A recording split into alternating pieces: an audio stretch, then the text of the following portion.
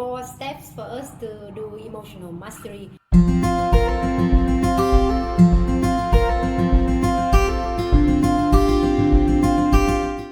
Hi my friends, so we have a conversation today where we have our friends, or maybe you or me, have been in a situation where we feel not okay or we feel not great, so we don't do the things that we actually need to do. So there are 4 steps we can check in together to see whether we can practice emotional mastery. The first one is to ask yourself, do you really need to make that change, or do you really need that emotional mastery? Maybe you have been told that it's important to do emotional mastery and you are not convinced yet. So it is important to really ask yourself, what would you gain and what would you lose if you don't do that emotional mastery? Because you need to feel from inside that you want to do it.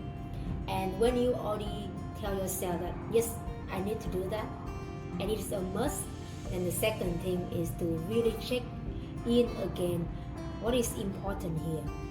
What is the important goal, or what is the important mission? What is the important task, or what is the important thing that you dedicate to do?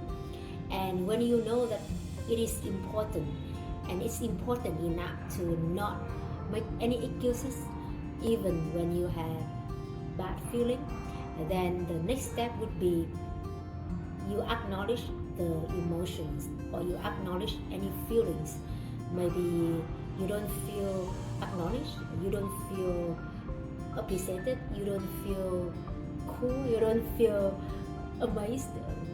All the feeling that you don't feel that make you take the action, then you write them down and you acknowledge, because they come to tell you something, and maybe you don't figure out something yet, but you acknowledge that they come to you, but actually they come for you. So then you will go to the very last step, which is to ask yourself again, because you already know the important thing is important. So now this is the time for you to let go the emotion, because you already acknowledge them, and focus on what is important. And if you need to take a break by going to the toilet, by walking 100 steps, by going for a run, by talking to somebody, and then you can refocus back on the important thing. And that is a journey with the 4 steps.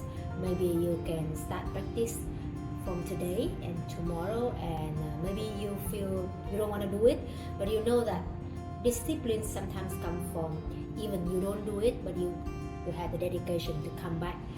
So if you keep that journey as going to the gym, your muscle gonna be stronger every day, and the muscle of emotional mastery will be built up and get stronger as times go by.